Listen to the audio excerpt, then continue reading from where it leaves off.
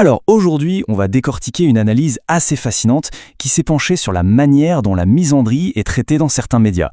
On va voir ensemble comment, d'après cette source, un concept qui est souvent perçu comme un discours de haine, serait en train d'être complètement redéfini, voire même présenté comme une posture politique non seulement acceptable, mais carrément légitime. On entre direct dans le vif du sujet avec ce titre, La misandrie, arme de légitime défiance. C'est un vrai titre de presse, et ça résume parfaitement la thèse qu'on va examiner. L'idée, ce n'est plus juste de dire qu'on peut tolérer la haine des hommes. Non, c'est de la présenter comme un outil de défense, une sorte de riposte justifiée. C'est vraiment ce changement de perspective radical qui est au cœur de l'analyse. Du coup, on se retrouve face à une question fondamentale. Est-ce que cette défiance, c'est une réaction justifiée face à un système, ou est-ce que c'est juste une autre façon de nommer un discours discriminatoire? L'étude qu'on explore se penche précisément là-dessus, comment les mots sont choisis, pesés, pour faire pencher la balance d'un côté ou de l'autre. Alors, l'affirmation centrale de cette analyse est à la fois simple et assez percutante. L'idée, c'est qu'un nouvel étendard médiatique serait en train de se lever. Un étendard qui change complètement notre perception de la misandrie. Donc l'argument clé, ce n'est pas que la misandrie serait juste tolérée. Non, ça va plus loin. Elle serait activement promue comme une position politique légitime. Et le mot courageuse ici, il est super important. Il sous-entend une sorte de lutte juste contre une force qui oppresse. On ne serait plus en train de simplement rapporter un phénomène, mais bel et bien de lui construire toute une justification à la fois intellectuelle et morale. Ok, mais comment est-ce qu'on arrive à un tel changement ?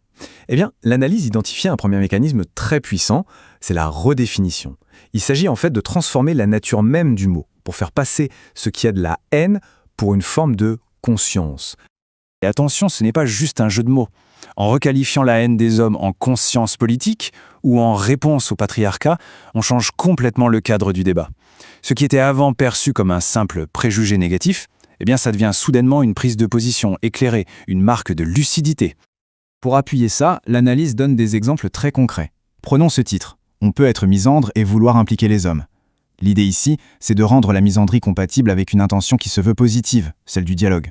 C'est une façon de la dissocier de son image purement destructrice. On retrouve ce titre, celui qu'on a vu au début. Il est vraiment central dans l'analyse. Parce qu'ici, la misandrie n'est plus présentée comme une simple opinion ou un sentiment. Non, c'est un outil de combat, un instrument de défense active. Le vocabulaire guerrier, il n'est clairement pas choisi au hasard. Et ce troisième exemple va encore un cran plus loin. Il affirme que la misandrie n'est pas l'inverse de la misogynie. Et cette idée, elle est absolument cruciale parce qu'elle ouvre la porte à ce que l'analyste appelle la comparaison asymétrique, qui est vraiment un pilier de toute l'argumentation. On voit bien jusqu'où cette redéfinition peut aller. La misandrie ne serait plus un problème moral, mais carrément une réponse au patriarcat. Et le mot thérapeutique ici, il est essentiel. Ça suggère que cette haine serait une étape nécessaire à la guérison, une sorte de purge presque indispensable pour s'émanciper.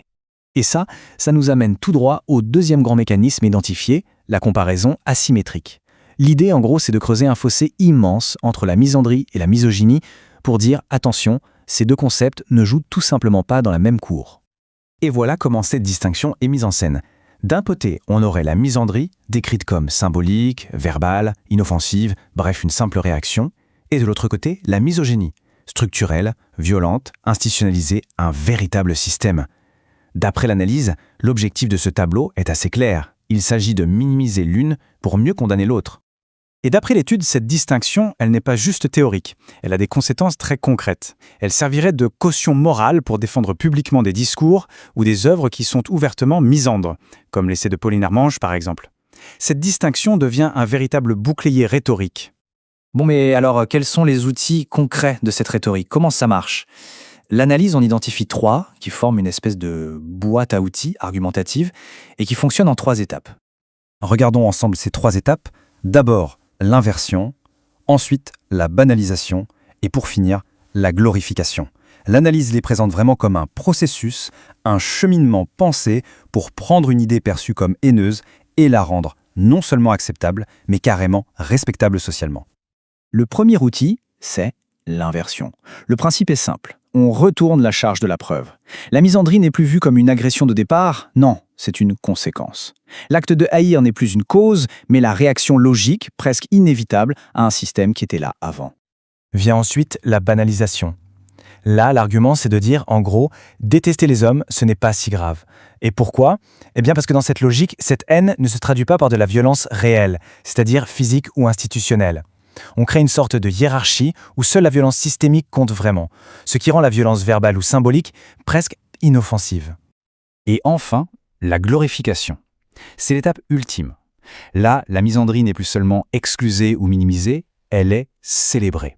Elle devient un signe de clairvoyance, une preuve de résistance face au système. Elle passe carrément du statut de défaut à celui de vertu politique. Alors, quel est l'impact final de tout ça? Pour conclure, on va se pencher sur ce que dit l'analyse en conclusion, mais aussi sur les limites que l'auteur lui-même a posées à son travail. Et ça, pour l'impartialité, c'est crucial. La conclusion de l'analyse est assez directe. Certains médias ne se contenteraient plus de simplement relayer l'existence de la misandrie. Ils la promouvraient activement, en lui fournissant tout un argumentaire, un vernis intellectuel et militant. Ils ne seraient plus de simples miroirs de la société, mais bien des acteurs qui façonnent l'opinion. Il faut vraiment souligner que l'auteur de cette étude pose lui-même des limites très claires. Son travail se concentre uniquement sur la rhétorique et les mécanismes des médias.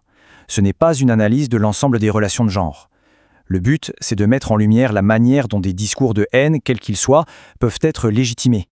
Finalement, cette analyse nous laisse avec une question essentielle et même assez vertigineuse. Quand un média cherche à expliquer, à contextualiser une forme de haine, où se situe exactement la frontière avec le fait de la légitimer? C'est une interrogation fondamentale sur le rôle et la responsabilité des médias qui va bien au-delà du seul sujet de la misandrie. Où est la limite entre informer et valider? La question, elle, reste ouverte.